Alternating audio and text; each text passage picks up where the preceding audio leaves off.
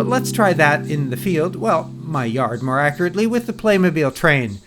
I put the tracking point where the train enters the scene, and it locks on, although it does alternate between tracking and wide modes. The images, the 34 that are taken from the first to the time the engine's too close to focus with the 24-70 lens, are all sharp. As that didn't seem to be much of a challenge, I overclocked the train. And again, quick acquisition, fast tracking, good burst rate. The one issue here is that after a few passes, the buffer's full, and waiting a minute for the buffer to clear can feel like an eternity if a cycling peloton is going by. For cycling, I shot with the 70-200 f2.8, a staple of any lens collection. Sony's full-frame E-mount version is particularly nice, as all of the zoom action is internal, which helps with balance as well as aesthetics.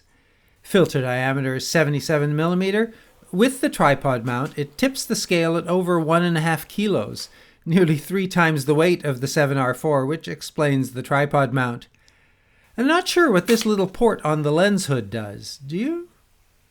There's a marked manual zoom ring and an unmarked focus ring. It is focused by wire. It does a very nice job of holding focus while zooming. There are 4 switches to select auto or manual focus, full or limited focal range, to activate stabilization, and to select the stabilization mode. 1 is general, 2 is for panning. The closest focus distance is 1 meter. The switch limits the closest focus distance to 3 meters. This lens also has an AF on button, which can be assigned. I set the lens into panning mode before I handed it to Zack Morris, who's a cyclist and a photographer. Then I asked him where would be the best place to stand at a bike race. As a photographer in the sport of cycling, what you want to do is you want to set yourself up in a location where you can get a variety of shots in one take. So this spot in particular would be a good example of a place that I would choose on course to shoot, because I'm going to get 3 types of shots here. I'm going to get the head-on shot with a little bit of a wider focus here so that we can show the shape of the peloton and the scenery. Then as they come up this little riser, I'm going to get more of the portrait shots of the riders that I want to focus on. And as they go down the hill over here, I'm going to get shots from the rear, and again a little bit of a wider angle if I want to show the peloton, the shape of the peloton from behind. Now that we have the location, we set up back focus, and then I did a couple of passes for Zack to let him see how the A7R IV worked with tracking and burst. And then I wanted a turn, so I asked him to give me a few pointers. We're using continuous autofocus with back focus. So we'd see the subject come in, we'd lock focus on the subject, and then we'd just follow it, kind of panning, pulling the shutter down to take images. Even though I'm not as steady, and Zack's a much faster rider, I filled the buffer with 63 image, and we reviewed them to identify the best ones. And we're pleased to find that they were all in focus. All of these are out-of-camera JPEGs. We tried an uphill location to get a closer shot of Zack with his shirt flying. Then we selected a few and Zack posted them to Instagram. Then he slowed the shutter for a panning shot of me. One more without the barrier. Back home, with a little fine-tuning and cropping, I got several great shots. Autofocus, what I've learned today with the Sony A7 IV, is a game changer.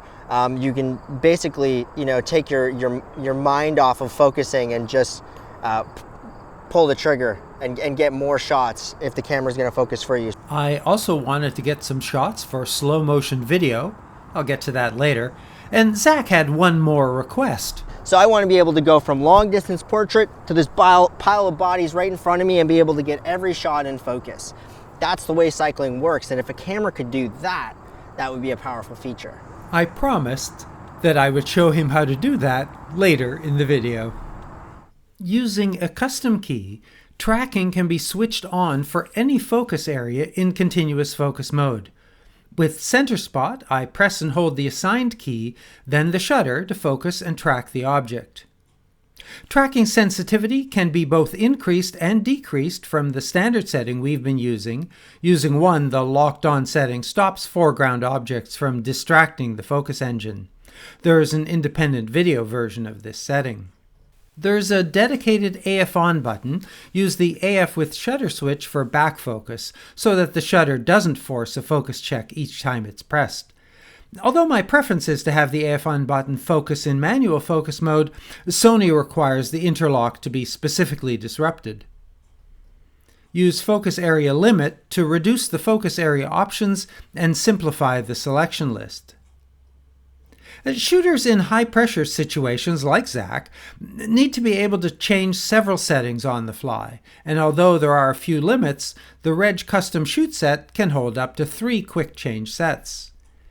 The current setting can be stored, but they can also be handcrafted, which I find useful because it enables me to check which settings are enabled in each set. You can create the sets here, but I start with the custom key assignment. Once assigned, the configuration panel appears to select the settings that change when the key is pressed, so Zack would assign the alternate focus mode and area. When the key is held down, the focus mode switches. When it's released, it goes back to the previous setting. This is a simple example, but any of the listed parameters can be set. When manual, aperture, or shutter priority are used, the setting can be specified. The drawback is that the button must be held to access the alternate settings. It would be nice if this control had a toggle option, so my thumb would be free to back focus. There are several more ways to save settings across the camera's entire function set. The memory recall function can save 3 sets in memory, configure the camera, and then save. Settings are recalled from the mode dial.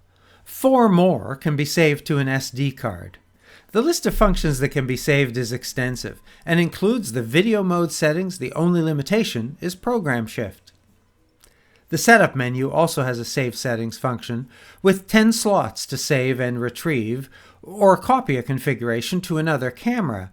However, the list of supported features does not include custom white balance, face registrations, or the copyright info. Whichever focus mode or area you choose, the A7R IV won't have trouble focusing on Anne. However, Sony has paid a lot of attention to face detection and eye autofocus. I'll activate it with human and auto eye select. Now Anne's eye is detected and focused. From a defocus shot, you may need a second press. Or change the eye selection to force focus to Anne's right eye. Like all focus modes on the A7R IV, it's fast and finds eyes even with sunglasses. Eye selection can be assigned to a custom key. Just press the key and that really simplifies switching eyes. Cameras often prefer to focus on animals' noses. And human face eye detect doesn't work very well on dogs. When I switch the mode to animal, Lucy's eye is detected, fast and sharp. Face eye detect doesn't work on birds, but Sony's Rob Skew shared his technique. Use the smallest point and set it just at the lower rim of the bird's eye. Enable AF in Focus Mag for a very precise focus. First, disable the shutter focus interlock, then assign focus magnifier to a custom key. Focus, then press the key for the expanded view, position, and press the AF on to focus. There is a higher magnification. Press again and then focus again. Then take the picture by pressing the shutter, which now doesn't refocus. There are more interesting custom key assignments like bright monitoring. It only works in manual focus and is very useful for taking a longer exposure image in the dark. Just press to see the scene so you can focus. And there's also anti-flicker. Assign it to a key to activate. Now, I didn't understand aperture drive, their standard and focus priority, which improves focus performance. According to the manual, it's louder, and as a result, the aperture setting may not be visible. In shutter priority, where the camera sets the aperture, I don't see the difference. And neither of these lenses support the silent mode, which is quieter than standard. Touch works nicely to do a rack focus while recording video. Just touch to change the focus point. If the transition seems fast, change the AF drive speed to slow. which is somewhat unpredictable. It can be both slow and fast. It's easiest to see the 5-stop stabilization when using the expanded manual focus, particularly when zoomed into 200 millimeters. This is off. When I turn it on, the scene is remarkably steady. This is video with stabilization off, and now on. It's not the same as a tripod or gimbal, but if you're already fairly steady, it makes the shot usable. In addition to auto white balance, there are a fairly standard set of 10 presets and the Kelvin setting, which ranges from 2500 to 9500 in 100-step increments. There are 3 slots to save custom settings. Press Set to capture a setting from a gray or white card. New is the ability to move the white balance point, a feature I'll find useful. And each white balance option can be adjusted along the blue-amber and green-magenta axis to fine-tune your white balance setting. If you're an auto white balance type, Sony provides options to prefer the ambient color, like an incandescent light, or to create a true white, as well as the standard auto. Nice to have these options, which are particularly useful in low-light situations. Among the enormous selection of controls is a setting to lock the white balance.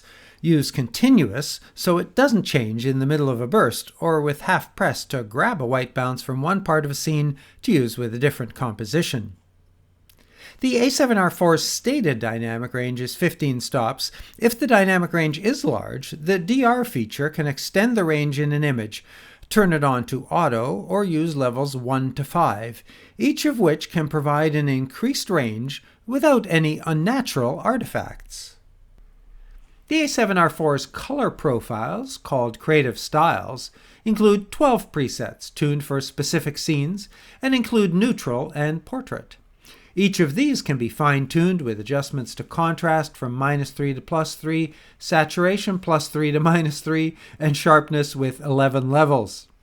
There are 6 more custom settings. Sony calls these style boxes, where you can select the starting point and then make the adjustments needed to suit your personal color science preferences. You can take this further by using filters, called picture effects, which are dimmed and not available because we have RAW on. I wish that when I selected one of these, it would just turn the RAW off with a warning and reset it afterwards. These are the usual suspects, including 4 partial colors, but this is a shorter list than most Sony models. My favorites, watercolor and illustration, are missing. The easy way to turn this feature on and off is to leave it on and turn RAW back on, which disables the picture effect. The most extensive color science adjustments are available using picture profiles. I'll get to those when we get to video. There are more drive modes: time delay, a single shot setting, and a multiple shot with 2, 5, and 10-second options. The 5 images are taken very quickly, which will catch closed eyes but not late smilers. There are continuous and single exposure brackets from 0.3 EV with 9 images all the way up to 3 EV with 5, a low and high white balance bracket, and low and high dynamic range bracket. Go back to the menu for the interval time or time-lapse mode, up to 10,000 -1 images, intervals from 1 to 60 seconds. Options to control exposure adjustments, to set silent shooting, and prioritize the interval. I find the intervals limited, and I'm surprised there's no option to convert the images into video, features most of the competition offers. For video, I shoot JPEGs. For 4K, 26 megapixels is lots, and 16:9 aspect. Every other second for 600 images, that will take 20 minutes to shoot and produce out to a 20-second clip. It's easy to take the images into a video editor to create the time-lapse. A larger than average number of the images in this review are straight out of camera JPEGs, most with auto white balance, many using the portrait color profile. That means the exposure, white balance, even the framing and level didn't need to be adjusted. I found skin tones in these images to be particularly pleasing. And then, in Lightroom, there's lots of range to recover the details in the feathers of a heron and this owl when I overexposed. And these 60 megapixel files are large. The extra fine JPEGs average 30 megabytes. The raw files are 62 megabytes. So you can take a picture of the real estate listings and see the details, or a sign and read the fine print. And it means you can crop these quite extensively to isolate a subject and still end up with a 24 megapixel or larger file.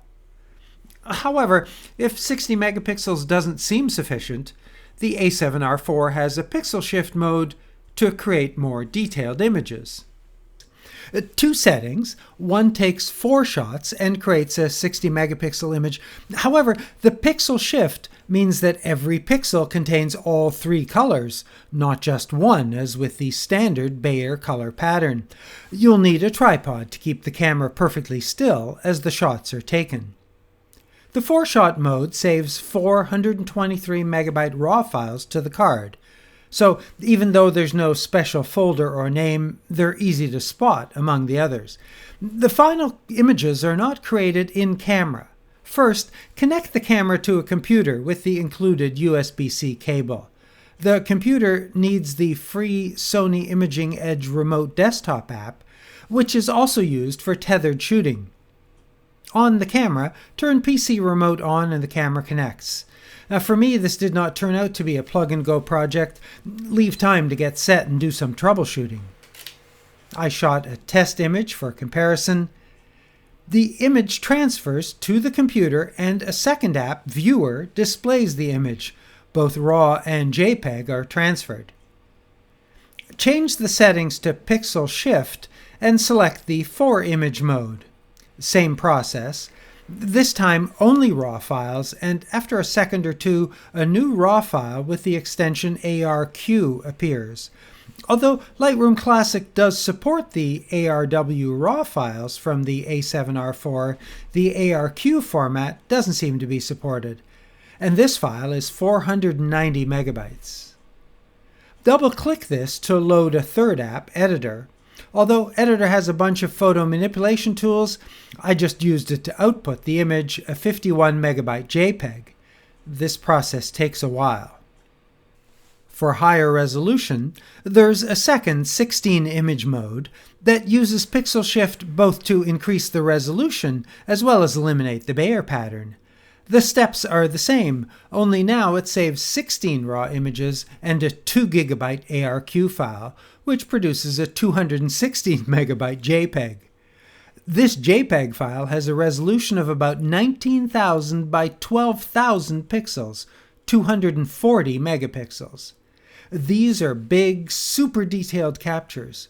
But in this video, you won't be able to tell the difference between standard, the 4-image pixel shift, and the high-res 16-image version. For the standard 60 megapixel file, this close-up is a 4K or 8 megapixel excerpt of the original capture, so the camera's pixels are mapped 1:1 to 4K video. Then this is the 60 megapixel version that eliminates the Bayer filter. The reds are brighter, as now there are more red pixels captured and they're more detailed and nuanced. For the 240 megapixel image, it takes an even smaller area to fill a 4K video frame, revealing even more detail. I'm returning to the original image, now expanded to fill the same area. If these differences are hard to see, I've put these files in a Flickr album. The drawback here is that it takes time to take and process the image, as each pixel-shifted image is created sequentially. This is certainly not a technique for general shooting, as this example demonstrates.